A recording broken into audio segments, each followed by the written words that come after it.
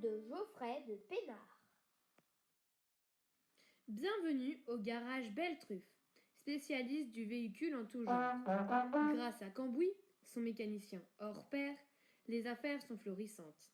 Cambouis est aussi compétent qu'avenant et la clientèle apprécie. Cambouis est un type épatant. Pourtant, la vie ne l'a pas épargné. Il était encore au berceau lorsqu'un accident l'a rendu orphelin. La justice a alors confié le bébé, prénommé Tom, à un cousin. Avec sa femme, Gladys, Ross a pris la direction du garage où ils ont emménagé avec leurs 2 fils, Nasty et Sneaky. Non contents d'empocher tous les bénéfices, Ross et Gladys obligeaient le pauvre Tom à travailler tandis qu'ils couvraient Nasty et Sneaky de cadeaux. Mais entre 2 corvées de balai, l'enfant découvrait les moteurs qu'il excella rapidement à réparer. Tom passa bientôt toutes ses journées les mains dans le cambouis. Et quand Nasty et Sneaky, aussi bêtes que méchants, l'affublèrent de ce ridicule surnom, il n'en prit pas ombrage. Allongé sous une voiture ou penché sous un capot, il apprenait, et les boîtes de vitesse, les joints de culasse et les carburateurs n'eurent bien vite plus de secret pour lui.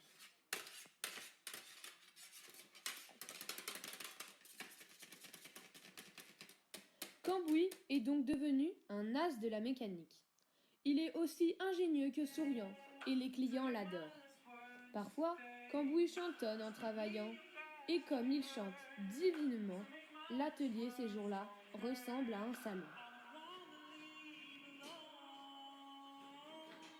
Dernier coucher, premier lever. Cambouis va chaque matin acheter le lait et le pain du petit déjeuner. Il prend aussi le journal qu'il parcourt en rentrant. Oh, ça alors! La fameuse rockstar Lady Wawa, de passage dans notre ville, cherche des choristes pour son prochain spectacle. Les auditions auront lieu aujourd'hui à partir de 19h dans la salle des fêtes. Chanter dans un chœur, ça doit être un pur bonheur. Se dit Cambouis. Et si j'allais tenter ma chance? Pousser la romance avec la montagne de travail qui t'attend à l'atelier? Tu plaisantes, ta place est au garage. Et si je termine toutes les réparations d'ici ce soir? Insiste Cambouis. Mission impossible, mais si ça t'amuse d'essayer, Dit Ross en ricanant. je suis d'accord. Cambouis met les bouchées doubles. La perspective des auditions lui donne des ailes. Il a terminé juste à temps pour prendre une douche, enfiler son costume du dimanche, unique héritage de son pauvre papa, et courir à la salle des fêtes. Mais en sortant de la douche, il constate, oh misère, que le précieux habit a été effroyablement taché par des mains malveillantes. Ses espoirs sont ruinés. Ben, comme ça tu garderas la maison. Crie Ross en démarrant. Oh, quel dommage! S'exclament les 2 fourbes à l'arrière de la voiture. C'est justement aux auditions que nous nous rendons. On t'avait gardé une place.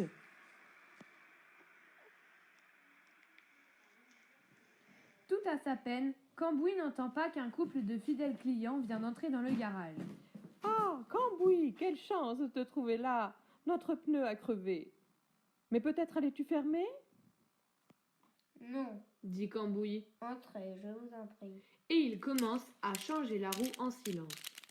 Que t'arrive-t-il, mon garçon? Tu n'as pas l'air dans ton assiette. Cambouis ouvre son cœur à ses amis. Allons, Dit Jean Toutou. j'ai toujours un costume de secours dans mon coffre. Il tira comme un gant. C'est très chic de votre part, mais les auditions ont lieu à l'autre bout de la ville. Je n'aurai pas le temps.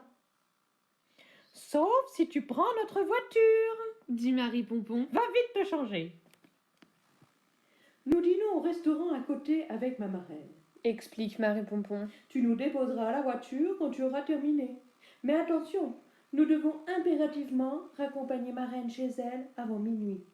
Elle souffre d'insomnie et elle est intransigeante sur l'heure de son coucher. Je serai ponctuelle, vous avez ma parole. Oh, merci. Vous êtes formidables tous les deux.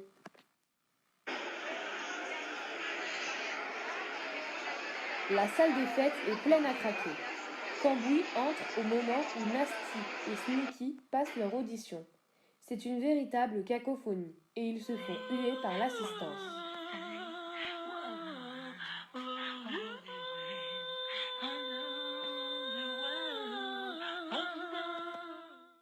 Cambouis regarde fiévreusement sa montre. Il doit rendre la voiture avant minuit.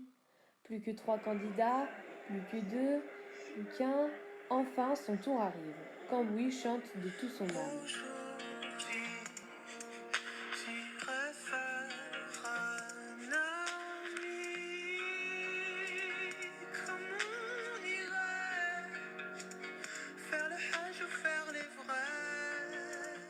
Et lorsqu'il a terminé, un tonnerre d'applaudissements éclate dans la salle de fête. Lady Wawa s'élance vers lui avec enthousiasme. Mais Cambouis a les yeux rivés sur la pendule. Minuit moins 10. Mon Dieu, la voiture! J'ai promis de la ramener avant minuit. Cambouis se rue vers la sortie si précipitamment qu'il perd son soulier gauche.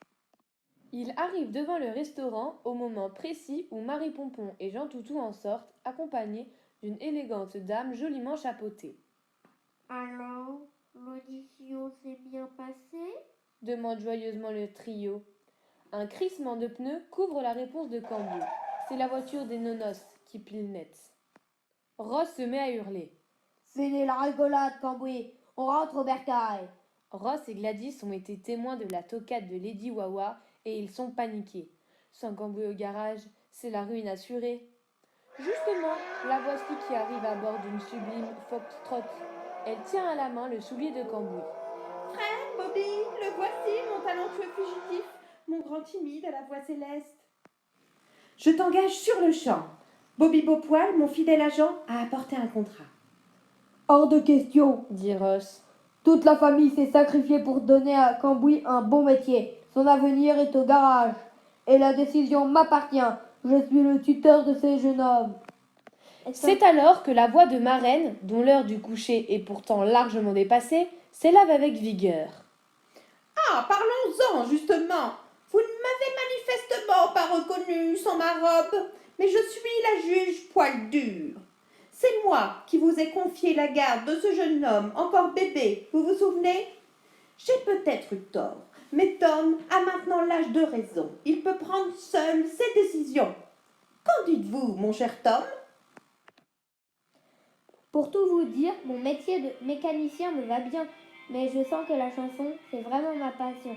Et devenir choriste de Lady Wawa est une réelle chance pour moi. Lady Wawa semble boire les paroles de Tom. Elle l'écoute, charmée, les yeux embués, puis s'avance vers lui pour le prendre les mains. Je te propose beaucoup plus qu'une place dans mon cœur. Je veux dire enfin, je te propose une place dans mon... Et si nous commencions par chanter un duo, tu veux bien? Misère, c'est la fin.